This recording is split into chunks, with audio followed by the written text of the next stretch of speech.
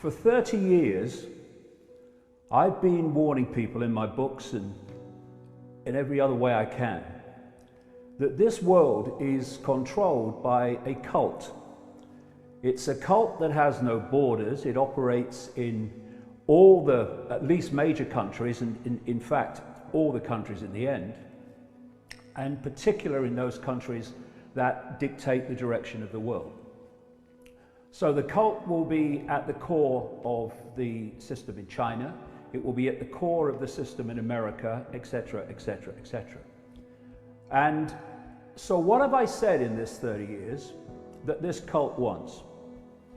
I've said, and I've said it in the chats we've had before, it wants to create a beyond Orwellian global state in which a tiny few people dictate to everyone else. I've referred to this as the Hunger Games society. And you can picture the structure very clearly. Picture a pyramid. At the top of the pyramid, you've got a tiny few enormously wealthy people that actually are connected to this cult. We now have a name for them. We call them the 1%. At the bottom of this pyramid in the Hunger Games society is basically the rest of humanity that is dependent upon the 1%.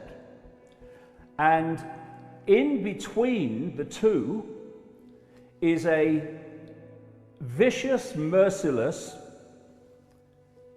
police military state to impose the will of the 1% on the population and to prevent the population challenging the 1%. And this Hunger Games society is not classic fascism, it's not classic communism, although the outcome in terms of tyranny is the same. It is a technocracy. Use the unquestioning, pathetic mainstream media to tell the public the version of the problem you want them to believe. And you're looking at stage 2, the reaction, for fear, that's the currency of control, outrage, whatever the problem is, and either a demand from the public that something must be done, or at least an acceptance from the public that things need to change because of the problem. Where this world is being taken by this cult, then everything seems random. Random. Climate change, random. Economic crash, random. Let's take all of that and apply it to the and what's happening now, and let people decide for themselves if they think that the fact that the hysteria ticks every single box of that outcome, that goal, whether that's a coincidence. I absolutely do not believe that it is. And in fact, we'll get into this as we chat, two massive 1% organizations, one in fact 6 weeks before this came to light in China, were playing out scenarios and simulations based on exactly this scenario that's unfolding now. And what they said would happen is exactly what is happening, down to the fine detail. Okay, but the is real and it is dangerous. You do believe that? Well, not as a black and white, no. Okay, but it is real? Obviously, there is a strain of this. There are many which appears to be different. But if you look in terms of the danger is to a certain section of society. 80% of people that are diagnosed with have, and this is his quote, very mild symptoms.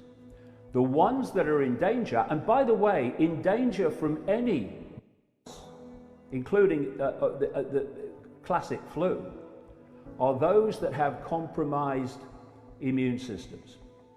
And they are old people, elderly people, and they are people with what is termed pre-existing health problems. Why? The pre-existing health problems are putting so much pressure on the immune system, it's already weak when it's hit with this. This is why someone like that will have potentially a serious situation, and someone with an immune system in working order of any level will just swat it away. In 2017, 2018, 45 million people got the flu in America, according to Centers for Disease Control and Prevention figures. 61,000 died. Where was the hysteria then? 61,000 people.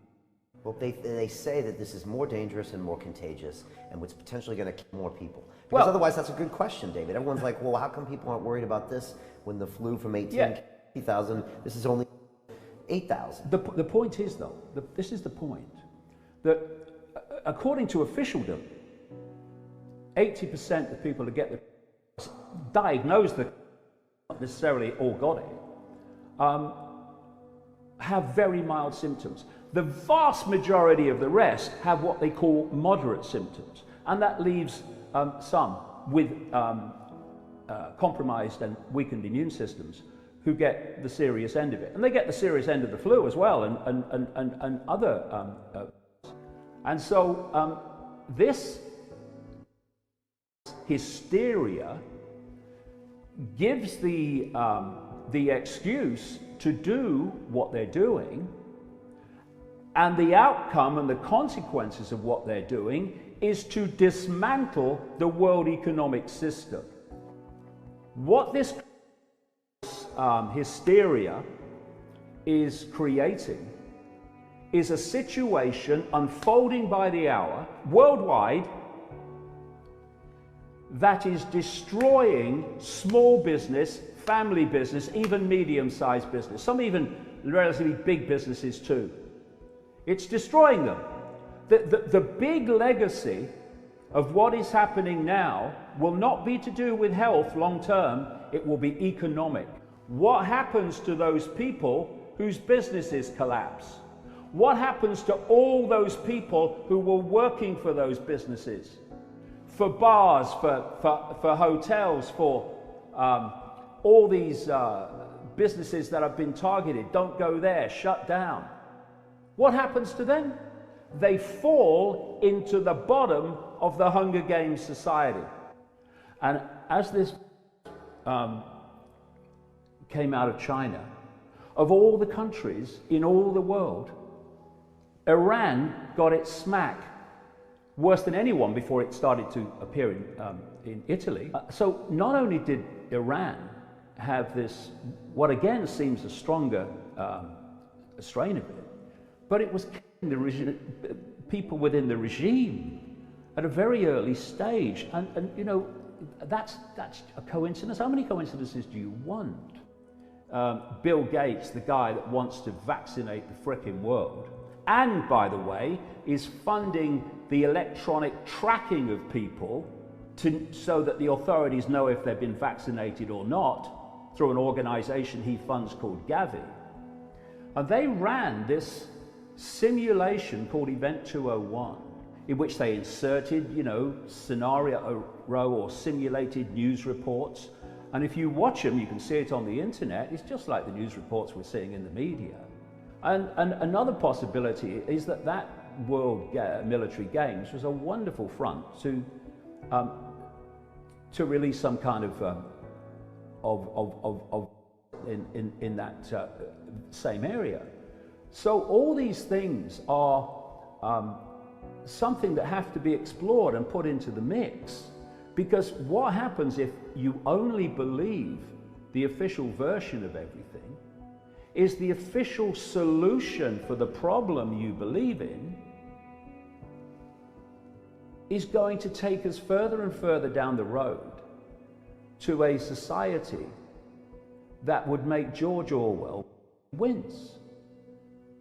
And all the things that I've said, this cult wants, this cult is getting as a result of this.